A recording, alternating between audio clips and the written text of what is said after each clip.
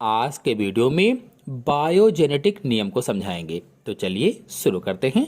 आपको बता दें कि बायोजेनेटिक नियम वान बेयर ने सन 1827 में प्रतिपादित किया था। बेयर थे, इनके बायोजेनेटिक नियम के अनुसार जंतु अपनी भ्रूणावस्था में पूर्वजों की भ्रूणावस्था को दोहराते हैं। कोई भी जंतु है वो अपनी भ्रूणावस्था में पूर्वजों की भ्रूणावस्था को दोहराते हैं।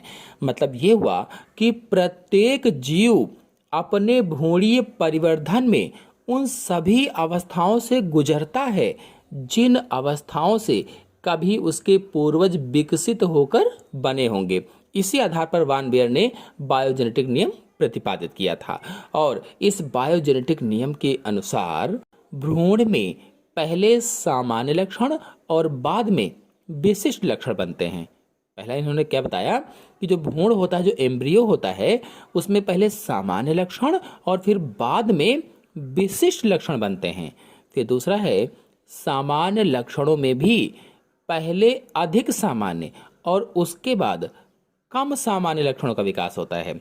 यानी कि अगर सामान्य लक्षणों की बात की जाए तो उसमें भी पहले अधिक सामान्य वाले लक्षण विकसित होते हैं और उसके बाद कम सामान्य वाले लक्षण विकसित होते हैं, यानी उनका विकास होता है। और इसी प्रकार पहले कम विशिष्ट और बाद में जाति विशिष्ट लक्षण विकसित होते हैं। यानी कि अगर विशिष्ट की बात की जाए तो पहले कम विशिष्ट और सबसे बाद में जाति विशिष्ट लक्षण विकसित होते हैं।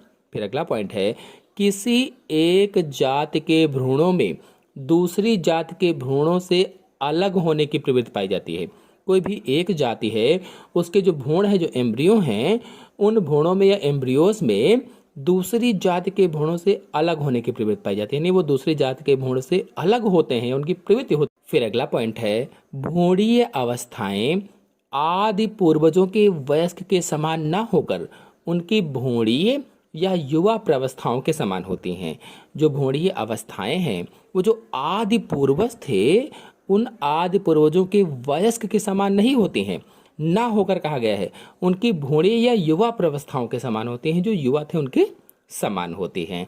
कहने का मतलब ये है कि वेयर के बायोजेनेटिक नियम के अनुसार जंतु अपनी भ्रूणा अवस्था में पूर्वजों की भ्रूणावस्था को दोहराते हैं।